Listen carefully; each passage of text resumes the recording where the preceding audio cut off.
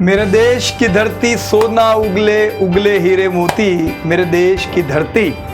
जी हाँ दोस्तों, अगर आप लोग भी यही सोच रहे हो इंडिया पेस्टिसाइड्स के आईपीओ को अप्लाई करना चाहिए कि नहीं, तो आइए दोस्तों आज हम डिस्कस करेंगे नया जो आईपीओ आया हुआ है इंडिया पेस्टिसाइड लिमिटेड, उसके बारे में।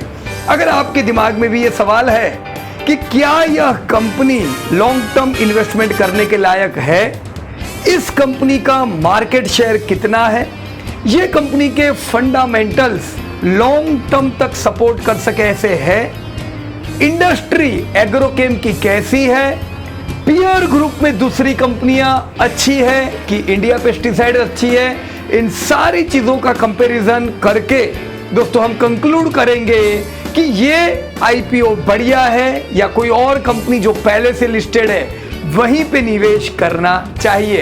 तो चलिए दोस्तों हमारे साथ, अगर आपने इस चैनल को सब्सक्राइब नहीं किया है तो सबसे पहले उसको सब्सक्राइब कर दीजिएगा ताकि बाजार रिलेटेड आपको ऐसे ही अपडेट मिलते जाए।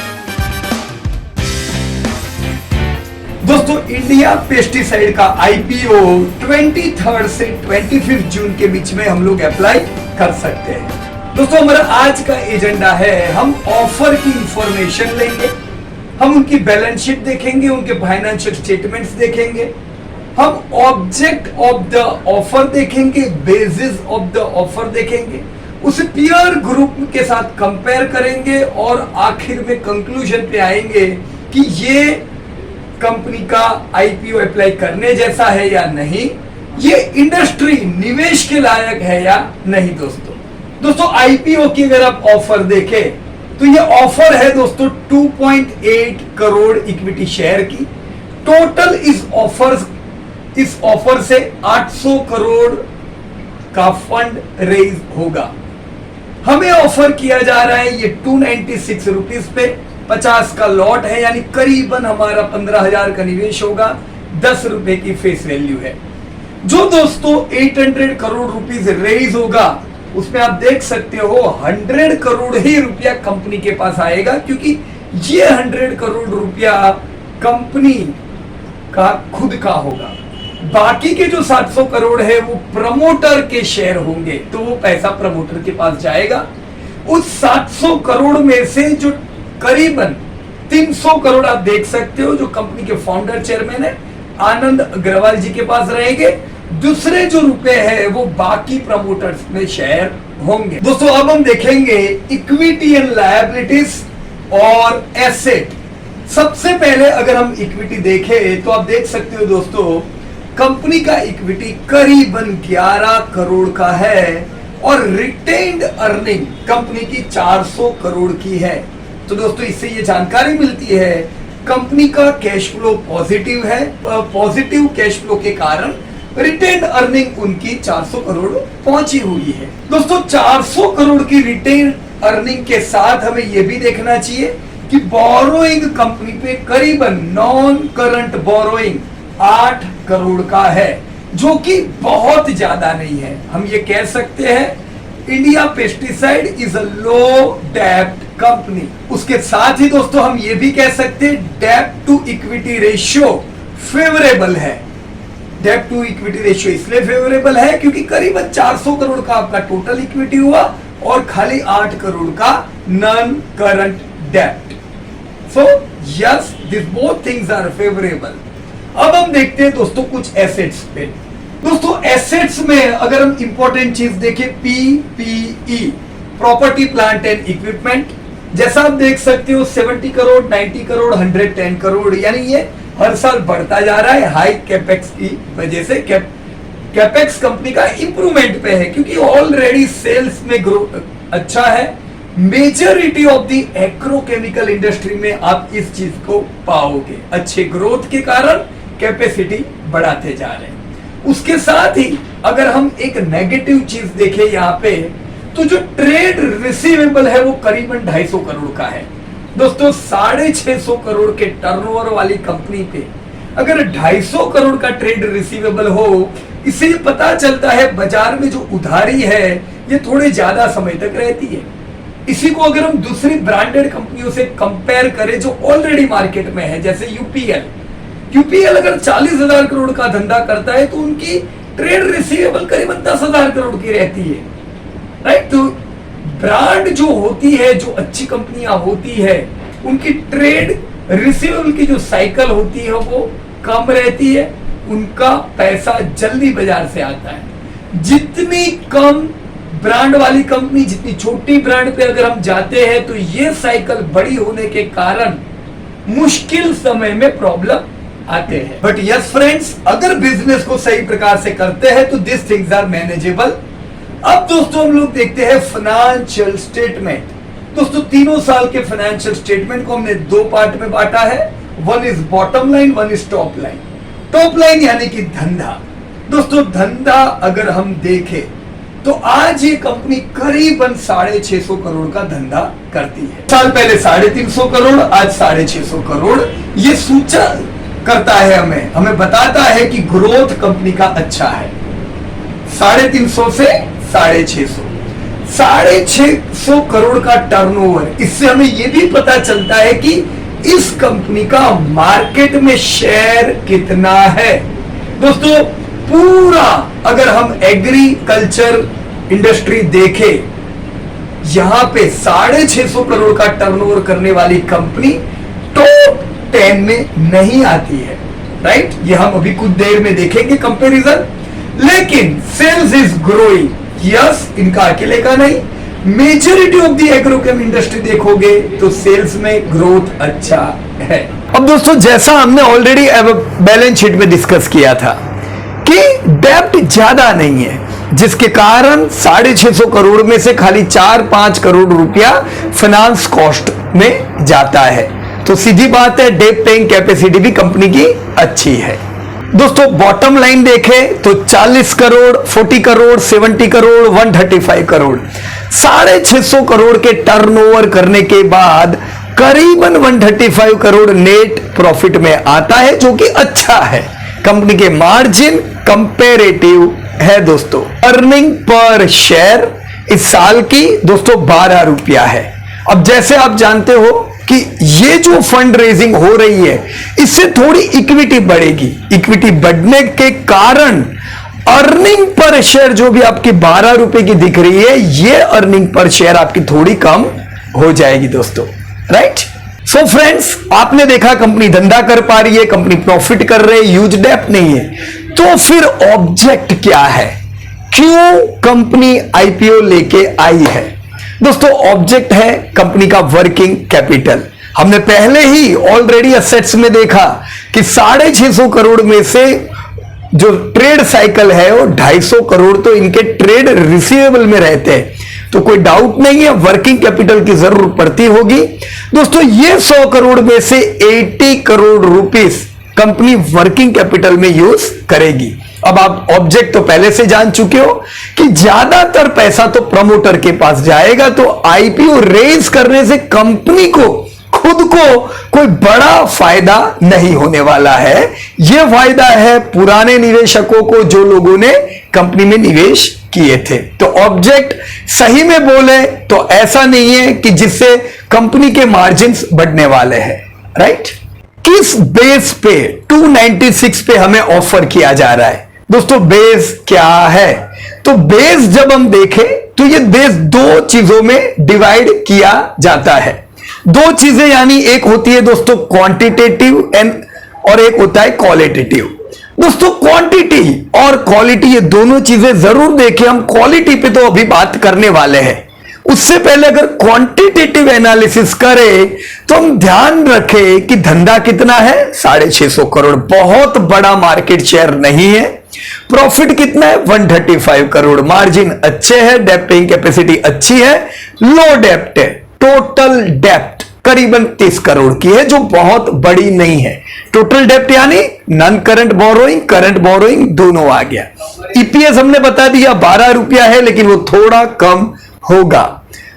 पी करीबन 25 का हुआ, जो कि अगेन बहुत ज्यादा दोस्तों नहीं है। दोस्तों बेसिस ऑफ ऑफर में यह जानना जरूरी है कि कौन सी और कंपनियां हैं, ये जो प्राइस है ये इन्वेस्ट करने के लायक है कि नहीं। दोस्तों इस चीज के हिसाब से अगर मैं पूरा वर्ल्ड देखूं एग्रोकेम का, इंडिया का लिस्टेड वर्ल्ड, तो इस लिस्टेड वर्ल्ड में कई बड़ी बड़ी कंपनियां आती है, जैसे कि यूपीएल है, हमारी इंडियन एमएनसी, बायर क्रॉप है, दुनिया की सबसे बड़ी MNC multinational company, pi industry आती है, आपकी टाटा की रैलिस आती है। ये सब कंपनियों का बड़ा सेल्स में योगदान है। प्रॉफिट देखें तो सेल्स से थोड़ा बहुत डिफरेंट है। कैसे? सेल्स में सबसे बड़ा योगदान 50% नहीं, 50% से भी ज्यादा यूपीएल का योगदान है। यानी एक चीज क्लियर है, एग्रोकेमिकल का सबसे बड़ा खिलाड़ी भारत का कौन है? यूपीएल है। ह्यूज मार्केट शेयर इन लोगों ने बना के रखा हुआ है, लेकिन यूपीएल पे डेब्ट का पोर्शन थोड़ा ज्यादा है। प्रॉफिटेबिलिटी में इसी वजह से हम देखें तो पीआई इंडस्ट्री का भी शेयर अच्छा है। प्रॉफिटेबिलिटी का पूरा वर्ल्ड देखें, एग्री का, यूपीएल, बायर, पीआई, ये सब कंपनी के नंबर दोस्तों अव्वल आते हैं।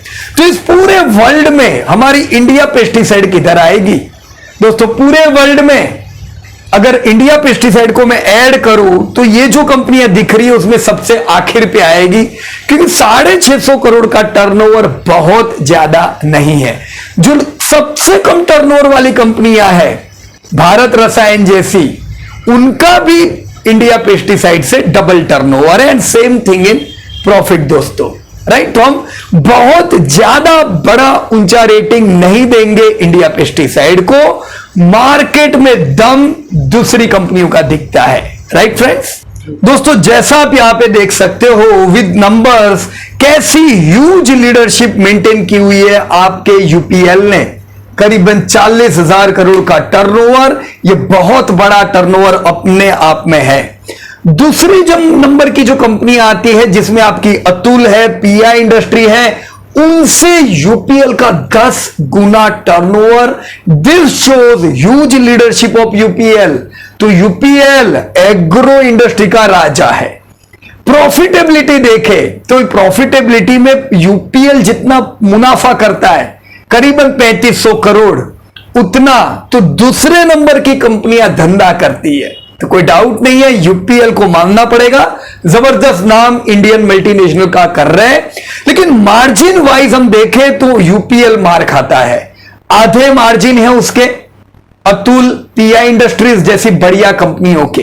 दोस्तों हमें दो चीज देखनी चाहिए, एक दम किसमें है धंधा करने में, दमदार कंपनी यूपीएल है। दूसरे तीसरे नंबर की कंपनी में देखें तो अतुल है, पीआई है।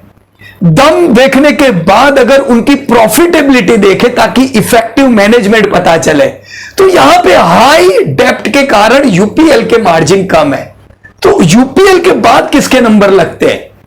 अतुल, पीआई, ये दोनों ही कंपनी बहुत ही अच्छे मार्जिन के साथ दोस्तों है। As you can see return on net worth, return on net worth UPL का कम है। Return on net worth Atul, PI industry again इन लोगों का बढ़िया है। आपकी इंडिया पेस्टिसाइड का भी आप देख सकते हो रिटर्न ऑन नेटवर्थ अभी सबसे हाई दिख रहा है, लेकिन ये झोल समझिएगा, अभी आईपीओ नहीं आया है। आईपीओ आएगा, आप सब्सक्राइब करोगे, फ्लो आएगा, इससे कंपनी की इक्विटी बढ़ेगी, इससे ऑटोमेटिकली रिटर्न ऑन नेटवर्थ बोलो या return on equity automatically down आ जाएगी। तो अभी की 35 देख के बहुत खुश मत हो जाइएगा, लेकिन यस बहुत नेगेटिव भी नहीं होगी, it would be good. India pesticide हम कह सकते हैं इनकी भी रिटर्न ऑन नेटवर्थ अच्छी ही है, पर अगर मैं एग्री में पैसे लगाऊंगा तो मेरा ध्यान रहना चाहिए अतुल या पीआई इंडस्ट्री जैसी कंपनी पे। मैं वहां पे 2-3% जरूर लगा सकता हूं। क्यों 2-3% कहा? क्यों मैं पूरा 5% नहीं लगा सकता हूं? क्यों मैं ज्यादा फोकस्ड इन्वेस्टमेंट नहीं कर सकता हूं? दम नहीं है धंधे में। धंधे में दम किसमें है? यूपीएल में है। पर जिसका धंधे में दम है उसका मार्जिन कम है, तो मैं यूपीएल में पैसे लगाऊंगा तो भी पूरे 5% नहीं लगा सकता हूं, क्योंकि उसकी नेगेटिविटी है। उसी प्रकार से जो छोटी कंपनी है उसकी भी नेगेटिविटी है कि वो धंधा उनसे कम कर पाती है। आप सबके लिए ओपन मार्केट है, तो आप प्रोडक्ट बनाइए और अपनी प्रोडक्ट को बेचिए, धंधा तो होना ही चाहिए, राइट। तो ये ग्रुप ऐसा है जहां पे क्लियर लीडरशिप नहीं है, क्लियर लीडरशिप यूपीएल की है पर प्रॉफिटेबिलिटी नहीं है, जिसके कारण कोई भी एक कंपनी में हम बहुत बड़ा एक्सपोजर 5-7% का नहीं ले सकते। यूपीएल हो या PI, we can invest around 2%, right. मेरे खुद के पास पीआई सिंस लॉन्ग डिकेड है, पर उस समय भी 1-2% दे, अभी भी मैंने वो ही मेंटेन करके रखा हुआ है दोस्तों। आइए दोस्तों एग्रीकल्चर इंडस्ट्री का ओवरव्यू देखें। एग्रीकल्चर इंडस्ट्री को जानने के लिए हमें पहले जाननी होगी हमारे इंडिया की और वर्ल्ड की जीडीपी। जैसा आप देख पा रहे हो, वर्ल्ड रियल जीडीपी अगर हम देखें तो अब तक वर्ल्ड जीडीपी 3-3.25% के ग्रोथ से बढ़ रही थी और इंडिया जो है वर्ल्ड जीडीपी से करीबन डबल ग्रोथ से बढ़ता जा रहा था दोस्तों। 3-3.25 यानी बहुत अच्छा ग्रोथ नहीं था दुनिया का। पिछले 5-1 साल से हमने पूरी दुनिया भर में मंदी की असर देखी थी दोस्तों। ये जो फॉल आप देख रहे हो, ये है कोरोना का फॉल दोस्तों। पिछले साल 2020 में कोरोना आया और कोविड के कारण हमने ये जबरदस्त डिप देखा वर्ल्ड इकोनॉमी में, इमर्जिंग मार्केट में, एडवांस इकोनॉमी में, हमारी भारत की भी इकोनॉमी में। तो ऐसा बहुत कम होता है कि इकोनॉमी नेगेटिव होती है।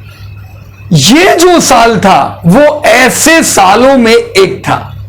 दशकों में ऐसा साल देखा जाता है जब इकोनॉमी नेगेटिव हो, और ये साल पिछले साल हम सब ने देखा जबकि दुनिया भर की इकोनॉमी, वर्ल्ड इकोनॉमी नेगेटिव हुई और हमारी इंडियन इकोनॉमी का भी ग्रोथ नेगेटिव रहा 7.5% से।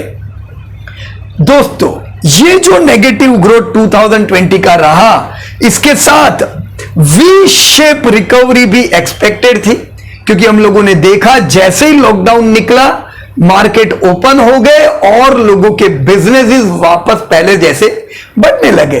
तो ये वी शेप रिकवरी इसलिए हम देख रहे हैं। ये उम्मीद है दोस्तों 2021 में करीबन 8-9% का ग्रोथ रहना चाहिए।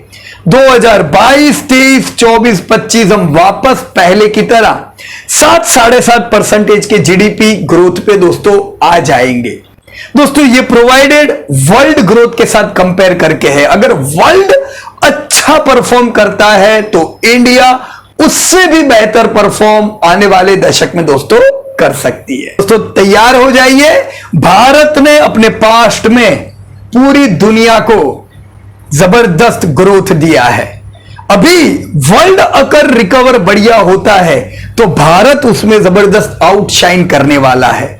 एग्रोकेमिकल इंडस्ट्री में हमें वर्ल्ड जीडीपी, इंडिया की जीडीपी दोनों देखनी जरूरी इसलिए है क्योंकि हमारी जो कंपनियां हैं ये दुनिया भर में माल फेंकती है। तो दुनिया में अगर मंदी रहेगी तो हम बेचेंगे कैसे, राइट?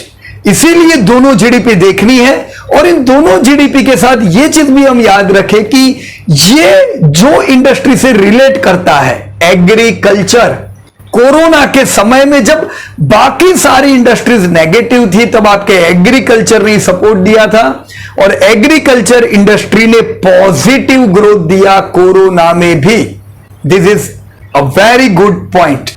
जीडीपी के साथ अगर हम इन्फ्लेशन देखें, इन्फ्लेशन इसलिए देखना चाहिए, इससे अगर इन्फ्लेशन कंट्रोल में रहता है तो जो इनके एंड यूजर है यानी हमारे किसान लोग, एंड यूजर हो या कंपनी की प्रॉफिटेबिलिटी हो, ये मेंटेन रहती है। इन्फ्लेशन देखा गया है कि वेल मेंटेन्ड है 4% के आसपास। अभी इस साल आपका इन्फ्लेशन बढ़ा हुआ है बट इट इज एक्सपेक्टेड आने वाले समय में भी ये अच्छा रहेगा।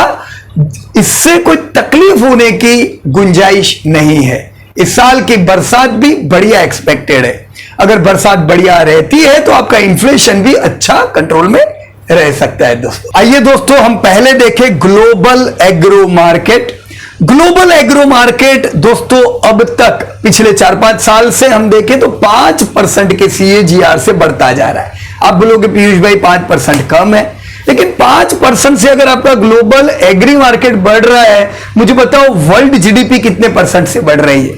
खाली 3% से।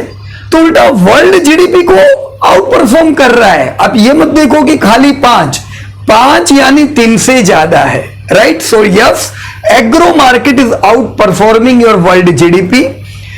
अभी के समय में अगर हम देखें तो करीबन 50 यूएस बिलियन डॉलर का मार्केट है। 50 यूएस बिलियन डॉलर, यह होता है करीबन 3.5 लाख करोड़ का मार्केट। दोस्तों आने वाले 5 सालों में हम उम्मीद रख सकते हैं यह मार्केट करीबन 6 लाख करोड़ का हो जाएगा। 6% CAGR से ग्रोथ करे ऐसी हम उम्मीद रख सकते हैं। यानी पास्ट में जो ग्रोथ हुआ उससे आने वाले समय का ग्रोथ और अच्छा रहेगा। यह बात जरूर याद रखिएगा कि जब भी हम एग्रो मार्केट की बात करते हैं, एग्रो केम इंडस्ट्री की बात करते हैं, उसमें फर्टिलाइजर जो कि कॉमोडिटी प्रोडक्ट मानी जाती है उसका उल्लेख नहीं होता है। Fertiliser industry is a different industry, agro chemical industry is different industry. तो हम GNFC को इस कंपनी से कंपेयर नहीं कर सकते। So friends, agro chemical industry में क्रॉप प्रोटेक्शन की कंपनियां होती है। दोस्तों एग्रो केम की पूरी अगर आप वैल्यू चेन देखें तो यहां पे सबसे पहले आते raw material supplier. Raw material supplier यानी प्रोडक्ट बनाने में जो रॉ मटेरियल का इस्तेमाल होता है ये कंपनियां वो सप्लाई करती है। रॉ मटेरियल सप्लायर के बाद आते हैं दोस्तों AI मैन्युफैक्चर यानी active ingredient manufacture. Active ingredient manufacture यहां पे फंजीसाइड, इंसेक्टिसाइड, हर्बिसाइड जैसी प्रोडक्ट के एक्टिव इंग्रेडिएंट बनाते हैं। तीसरी चेन में आते हैं फॉर्म्यूलेटर। फॉर्म्यूलेटर हो सकता है कि ये इंसेक्टिसाइड, हर्बिसाइड या फंजीसाइड से एंड यूजर यूज कर सके वैसी प्रोडक्ट बना के और आगे सप्लाई करे। फिर आते हैं डिस्ट्रीब्यूटर और एंड में आते हैं एंड यूजर जो ये प्रोडक्ट का इस्तेमाल करते हैं। This is the whole value chain of agro chemical market को हम 2 पार्ट में डिवाइड कर सकते हैं दोस्तों। एक होता है सिंथेटिक पेस्टिसाइड, एक होता है बायोपेस्टिसाइड।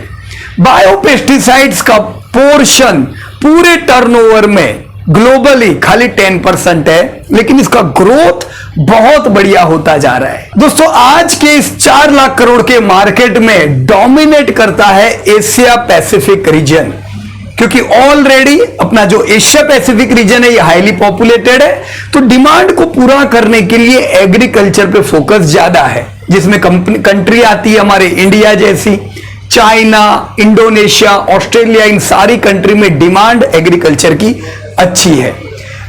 एशिया पैसिफिक के बाद दूसरे जो रीजन अच्छे हैं जहां पे इसकी डिमांड है वो है यूरोप और नॉर्थ अमेरिका।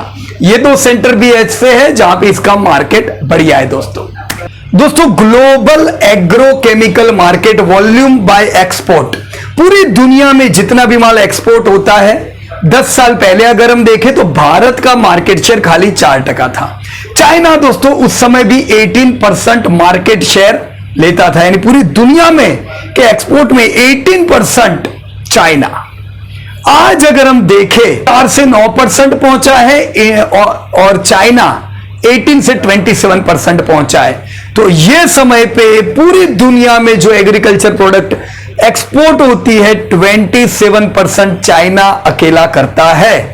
लेकिन आने वाले सालों में यह उम्मीद है कि चाइना का जो अभी का एग्जिस्टिंग 27% शेयर है ये बढ़ के खाली 30 होगा, पर भारत शेयर अभी 9% है, वो जंप करके 13% होगा। यानी इंडिया को एक्सपोर्ट में दोस्तों बड़ा जंप मिलने वाला है एग्रो केमिकल में। तो जरूर दोस्तों इससे हमारी भारत की ऐसी कंपनियां जो एक्सपोर्ट करती है वो इसका पूरा लाभ उठाएगी। ये देखना जरूरी है कि ग्लोबल मार्केट में बड़े खिलाड़ी कौन है जो इंडिया को कंपीट कर सकते हैं, इंडियन कंपनीज को। सबसे बड़ा खिलाड़ी है दोस्तों, जैसा आप देख पा रहे हो, बायर एजी। बायर मोर देन 100 इयर्स पुरानी कंपनी है, दुनिया की सबसे बड़ी कंपनी। बायर के साथ जो दूसरी कंपनी बड़ी होती जा रही है वो है चाइना की कंपनी। क्या नाम है उसका? China national chemical, Syngenta brand से जो जानी जाती है। दोस्तों आप देखो चाइना ने जो बढ़िया ग्रोथ किया, बायर जो इतनी पुरानी कंपनी है उसका दुनिया में मार्केट शेयर 17% है, और जो चाइनीज कंपनी जिसका इमरजेंस 30 साल पहले हुआ उसका भी मार्केट शेयर 17% है। तो दुनिया पूरी अगर हम ग्लोबल प्लेयर देखें तो 4 खिलाड़ी सबसे बड़े बन गए। एक हमने बायर की बात की, दूसरा चाइनीज कंपनी आपकी सिंजेंटा, तीसरा BASF, अगेन दोस्तों पुराना खिलाड़ी, BASF का मार्केट कैप 12%, चौथी Corteva, again a very big company. दोस्तों UPL का भी ग्लोबल प्लेयर में बड़ा नाम आता है, UPL 7% उसका भी हिस्सेदारी है ग्लोबल मार्केट में। तो दोस्तों हमारी इंडिया की इंडियन मल्टीनेशनल कंपनी यानी UPL भी आज विश्व की सबसे बड़ी कंपनियों में गिनी जाती है and we should be proud about it.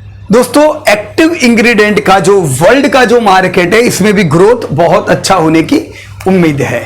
ये जो ग्रोथ एग्रोकेमिकल का होता है इसके साथ मैकेनाइजेशन बहुत जरूरी है दोस्तों।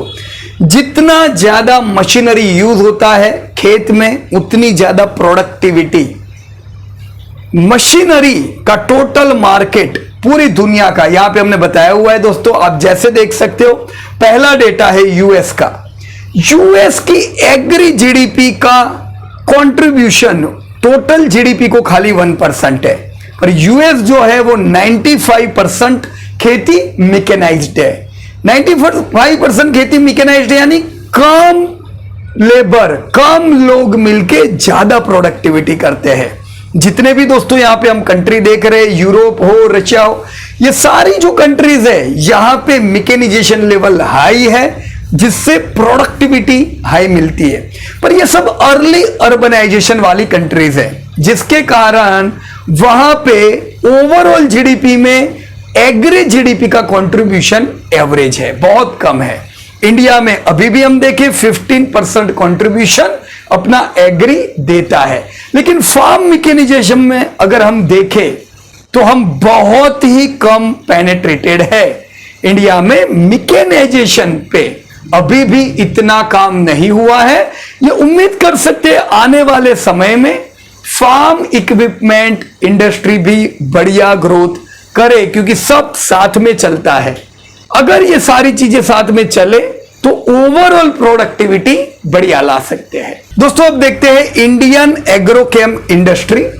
भारत की जो एग्रीकल्चर इंडस्ट्री यानी डोमेस्टिक कंजप्शन देखे तो अभी करीबन 30,000 करोड़ का है इंडिया का, जो कि पिछले 5 साल से 7% के CAGR से बढ़ा है। अगेन आप कहोगे 5 साल में 7% कुछ भी नहीं है, लेकिन 5 साल में ग्रोथ दुनिया का भी कुछ भी नहीं था, इंडिया का भी एवरेज था, तो इसके मुकाबले 7% इज नॉट बैड। आने वाले 5 सालों में ये 5 साल से ज्यादा ग्रोथ की उम्मीद है। 7 के बदले हम उम्मीद रखते हैं कि करीबन 8% का ग्रोथ मिले। आज की 30,000 करोड़ की जो इंडस्ट्री है 45,000 करोड़ की इंडस्ट्री में कन्वर्ट हो जाए। So good growth is expected from Indian agrochem industry. दोस्तों ये लिस्ट है हमारी इंडियन कंपनीज का। यहां पे आप देख सकते हो इन लिस्ट में कई अलग अलग कंपनी है, इसलिए मैंने दिया है क्योंकि यहां पे एक्सपोर्ट के डेटा है, कितना एक्सपोर्ट कौन सी कंपनी करती है। दोस्तों एज पर दिस लिस्ट अगर हम ये लिस्ट में बायर को नहीं देखेंगे, पर बायर इंडिया की सबसे बड़ी कंपनी है, MNC है, पर इंडिया में सबसे बड़ा धंधा बायर करती है क्योंकि सबसे पहले से है, अच्छी ब्रांड है और ये कंपनी का मार्केट रीच बहुत ज्यादा है। लेकिन टोटल टर्नओवर में बायर से ज्यादा UPL का टर्नओवर है। ऐसा कैसे हो सकता है? क्योंकि UPL की दुनिया में रीच बहुत अच्छी है, राइट। तो बायर होगी डोमेस्टिक कंजप्शन में सबसे बड़ी, पर UPL ओवरऑल मार्केट में सबसे बड़ी है। और आप देख सकते हो ज्यादातर जो हमारी इंडियन कंपनीज है ये ओवरऑल एक्सपोर्ट में बढ़िया है। आपका UPL हो जो करीबन 70% एक्सपोर्ट करता है, या आपकी PI हो जो अगेन करीबन 65% माल एक्सपोर्ट करती है। तो दोस्तों हमारी जो कंपनियां हैं ये भारत का 50,000 करोड़ का मार्केट ही नहीं, बल्कि दुनिया के 5 लाख करोड़ के मार्केट पे भारत की कंपनियों की नजर है, जो बढ़िया एक्सपोर्ट करेगी और बढ़िया आगे बढ़ेगी। सो फ्रेंड्स यहां पे है पूरा लिस्ट कंपटीटरों का, बाहर की कंपनियां भारत की कंपनियां दोनों, क्योंकि हमारी कंपनी अगर 50-60% एक्सपोर्ट कर रही है तो ये मत कहना खाली इंडियन कंपनी से इनको कंपेयर करना चाहिए, इनकी टक्कर फॉरेन की सारी कंपनियों से है।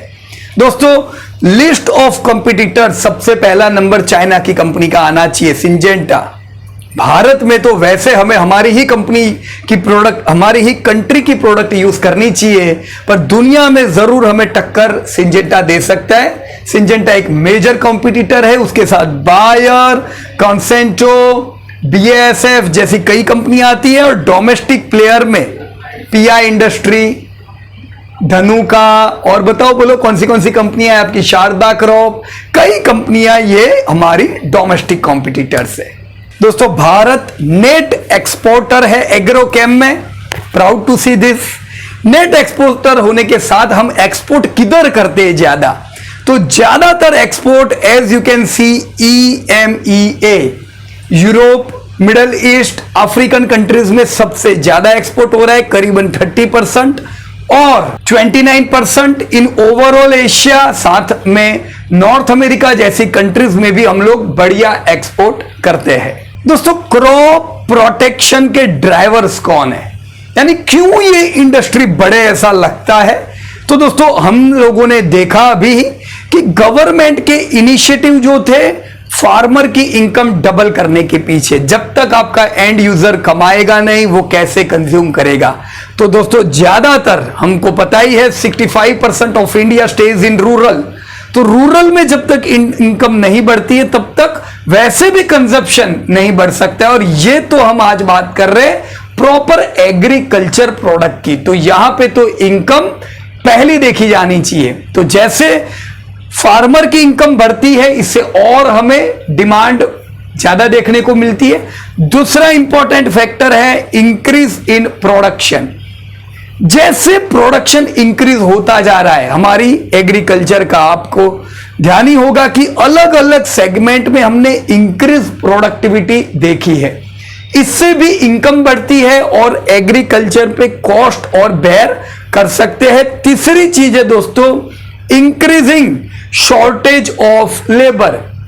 जैसे जैसे हमारा देश अर्बनाइजेशन में कन्वर्ट होता है, लोग अर्बन की ओर आते हैं, लेबर की कमी रहती है एग्रीकल्चर के लिए।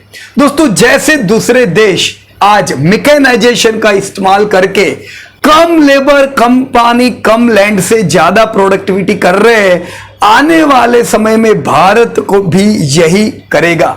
तो इससे भी और इनपुट एग्रीकल्चर क्रॉप प्रोटेक्शन की कंपनी के बढ़ते हैं। चौथा और important factor increasing food demand. Population करीबन 1.3% से बढ़ती जाती है। पॉपुलेशन बढ़ रही है यानी खाने वाले लोग बढ़ेंगे पर प्रोड्यूस करने वाले लोग घटेंगे, तो ये बैलेंस कैसे होगा। दोस्तों अगर खाने वाले लोग बढ़ते हैं, प्रोड्यूस करने वाले लोग सिटी में कोई और इंडस्ट्री में आते हैं, तो हमें कम लोगों से ज्यादा प्रोडक्टिविटी देनी होगी, जो मैकेनाइजेशन और एग्रोकेम ये दोनों को यूज करके ये चीज में दोस्तों सफल होते हैं। और एक इंपॉर्टेंट पॉइंट पांचवा, श्रिंकिंग एग्रीकल्चर लैंड। ये तो हम जानते ही है कि एग्रीकल्चर लैंड श्रिंक होते जा रहे हैं, हमें आने वाले समय में कम लैंड से ज्यादा प्रोडक्टिविटी देनी पड़ेगी। इसमें भी आपकी ये इंडस्ट्री को फायदा है। और छठी और सबसे important, increased usages of bio pesticides. जैसा हमने देखा बायो पेस्टिसाइड्स का अभी मार्केट शेयर खाली 10% है, पर यह मार्केट शेयर अब बढ़ने वाला है। अब दोस्तों इंडियन कंपनीज जब मल्टीनेशनल बन रही है तो हमारी सीधी टक्कर होती है कुछ चाइनीज कंपनी से। India over China. दोस्तों भारत कैसे ज्यादा पॉजिटिव हो रहा है चाइना से आने वाले समय में, और आपको ध्यान ही होगा कि IMF और वर्ल्ड बैंक ने भी यही प्रेडिक्ट किया है कि इंडिया आने वाले दशक में चाइना से ज्यादा ग्रोथ करेगा। पहली चीज है दोस्तों जो इंडिकेटर एक रोल प्ले करता है वो है China +1 strategy. This is one type of business strategy. ये बिजनेस स्ट्रेटेजी ये कहती है कि चाइना +1 यानी कोई एक कंपनी पे डिपेंड ना होते हुए डाइवर्सिफिकेशन करे। कुछ और कंट्रीज भी ऐसी होनी चाहिए जहां पे हम बिजनेस के लिए डिपेंड रह सकते हैं। अब तक दुनिया डिपेंड थी चाइना पे। 50% स्टील कौन मैन्युफैक्चरिंग करता है? चाइना। सीमेंट कौन करता है? चाइना। ये कौन करता है? चाइना। वो कौन करता है? China. Everywhere major export was with China. पर अब दुनिया समझ गई है कि हमें चाइना प्लस वन स्ट्रेटेजी रखनी पड़ेगी, तभी मार्केट भी कॉम्पिटिटिव होगा। वो लोग अपनी डिपेंडेंसी को हटाना चाहते हैं चाइना से, और भारत सबसे बढ़िया मार्केट इसके लिए रह सकता है। Second and important point friends, India racing ahead China. दोस्तों 2015 में चाइना गवर्नमेंट को लगा कि बहुत ही हाई पॉल्यूशन है, जिसकी वजह से कुछ पॉलिसीज को इंप्लीमेंट करना पड़ेगा। उन्होंने यह देखा कि 80,000 से ज्यादा मैन्युफैक्चरिंग यूनिट चाइना में ऐसे थे जिनके कारण जो हाईली एमिट करते थे पॉल्यूशन, तो ये एमिशन को रोकने के लिए इन पे पाबंदी लानी जरूरी थी। हजारों कंपनियां इसके हिसाब से बंद करनी पड़ी। यांगजे रिवर का जो डेल्टा है वो एरिया में करीबन 1000 कंपनियों को नोटिस भेजी गई रीलोकेट करने के लिए। दोस्तों इन सब चीजों के कारण डिमांड सप्लाई में प्रॉपर रिबैलेंसिंग नहीं हुआ और वो डिमांड पूरी आ गई इंडिया। दोस्तों ये डिमांड आने वाले समय में भी टीके ऐसी है, इसका भारत भरपूर लाभ ले भी रही है और भविष्य में भी हम लोग और आगे बढ़ सकते हैं, जिसकी इफेक्ट आप यहां पे चार्ट में देखोगे। जैसा आप चार्ट में देख पा रहे हो दोस्तों कि इंडिया और चाइना दोनों का जो एक्सपोर्ट था 2015 में, ये जो पॉलिसी जब चाइना ने लाई उसके बाद चाइना का ग्रोथ लिमिटेड हुआ, बल्कि इंडिया का एक्सपोर्ट जबरदस्त बढ़ा है। तो फायदा इसका अभी भी दोस्तों हम लोग देख ही रहे हैं। दोस्तों दूसरा पॉइंट है cost and availability of labour. दोस्तों चाइना भी अब तक ऐसी कंट्रीज में आती थी जहां पे सस्ते लेबर उपलब्ध होते थे, लेकिन दोस्तों पिछले इतने समय में चाइना का जो इतना बढ़िया ग्रोथ हुआ, उनके कंट्री में 19 to 20% से लोगों की इनकम बढ़ी, जिसके कारण लेबर की जो एक्सपेक्टेशन है वो ज्यादा बढ़ गई। और अभी के हिसाब से हम देखें तो लेबर करीबन डबल, लेबर की जो कॉस्ट है वो करीबन डबल चाइना की हो चुकी है। ये भी इंडिया के लिए एक पॉजिटिव पॉइंट है, क्योंकि इंडिया अगर बाकी कॉम्पिटिटर के हिसाब से भी हम कंपेयर करें तो हाई पॉपुलेशन होने के कारण यहां पे अभी भी लेबर की जो कॉस्ट है वो कम है। Third and important point with why India can go over China is low corporate tax rate. दोस्तों हम जानते हैं ये है पिछले साल कॉर्पोरेट टैक्स में कट आया था। यह कट का पूरा फायदा हम कोरोना में नहीं उठा सके, लेकिन अब जैसे कंपनीज बड़ी होती जाएगी कॉर्पोरेट टैक्स का जबरदस्त लाभ इंडियन कंपनीज उठाएगी, उनके मार्जिन्स इससे बहुत ही अच्छे इंप्रूव होंगे और पैसे को यूज कर सकेगी कंपनी कैपेक्स में। This is a very good point. इसके अलावा ease of doing business, Bharat ने 130 से जंप लिया है सीधा 63। ये बिल्कुल अच्छा नहीं था कि एक समय पे India ease of doing business में 130वें नंबर पे थे। दोस्तों वो नंबर जंप करके हम 63 आ चुके हैं और चाइना फिलहाल 70 नंबर पे था, तो हम अच्छे दोस्तों इंप्रूव हो रहे हैं यहां पे। एंड लास्ट पॉइंट एक्सटर्नल डेप्ट, ऑलरेडी भारत पब्लिक और प्राइवेट डेट भारत में कम है, चाइना पे ऑलरेडी एक्सटर्नल डेट बहुत हाई है, तो वहां पे ये जगह श्रिंक हो गई है एक्सपांशन की, जबकि इंडिया में डेप्ट कम होने के कारण ये जगह ग्रोथ की हाईली ओपन है। तो दोस्तों इन सारे चीजों की वजह से ये लगता है India would be over China. So friends it should be clear कि यस एग्रोकेमिकल इंडस्ट्री में पैसा डालना चाहिए, इंडियन कंपनीज टक्कर देगी मल्टीनेशनलों को और बढ़िया ग्रोथ करेगी। मैं खुद दशक से इसमें से कुछ कंपनी में निवेशक हूं, मैंने नाम भी पहले ही आपको बताया पीआई इंडस्ट्री। जरूरी नहीं आप भी वही कंपनी में निवेश करो, और भी कई अच्छी कंपनियां हैं, बट इट्स ऑल राइट। मेरे को क्यों पैसा मिला? क्योंकि इंडस्ट्री ग्रोथ हुई है, तो कोई डाउट नहीं है इंडस्ट्री बढ़ेगी तो कमा सकते हम लोग। ये ग्रोथ का फायदा क्या इंडिया पेस्टिसाइड ले सकती है? तो जरूर ले सकती है। दोस्तों इंडिया पेस्टिसाइड सिंस 1984 तो दोस्तों आप देख सकते हो ये कंपनी को करीबन 40 साल होने को आए। ये कंपनी 57% एक्सपोर्ट ओरिएंटेड है, टेक्निकल्स एक्सपोर्ट करते हैं, एक्टिव इंग्रेडिएंट्स, राइट। ये जो कंपनी है ये दो बिजनेस में है। वन इज इन टेक्निकल्स जहां से इनको 75% टर्नओवर आता है। सेकंड फॉर्मुलेशन में भी है पर वहां से इनको टर्नओवर 25% जितना आता है। तो हमें यह कहना चाहिए कि this is a technical company.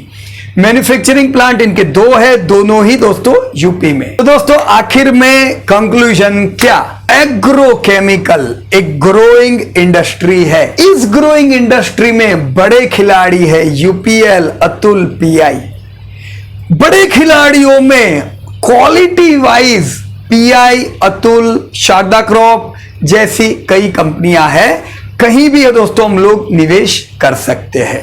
ये पूरे ग्रुप में हम अगर ये इंडिया पेस्टिसाइड सिलेक्ट करते हैं तो ये याद रखें कि इंडिया पेस्टिसाइड एक स्मॉल कैप कंपनी है, ग्रोथ अच्छा कर सकती है, 650 करोड़ का टर्नओवर है, बड़ा मार्केट शेयर नहीं है, बट स्टिल एग्रोकेम का ग्रोथ हो, ये कंपनी भी आगे बढ़ सकती है, पैसे कमा सकते हैं।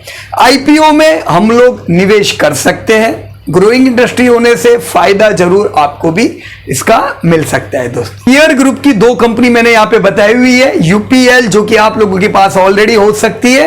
एज पर चार्ट करीबन 650 के करीब हमें लेना चाहिए कोई भी फॉल में। 1125 का तो मैं इसी साल का टारगेट रखूंगा। मैं जरूर उम्मीद करूंगा कि यहां पे मुझे company UPL life time high sales, life time high profit आए और पैसे अच्छे ग्रोथ करे, पर बहुत बड़ा निवेश नहीं क्योंकि हाई डेप्ट बर्डन है। दूसरी कंपनी है दोस्तों पीआई इंडस्ट्री, जो फॉल में 2300 के करीब हम ऐड करें तो कोई दिक्कत की बात नहीं है, हमें 2300 के करीब ऐड करनी चाहिए। इसी साल में ये उम्मीद भी रखूंगा कि 3200 का टारगेट भी आए। तो 2300 से 3200 की रेंज मेरी ये साल की एक्सपेक्टेड है और आपके यूपीएल में 650 से 1100 की।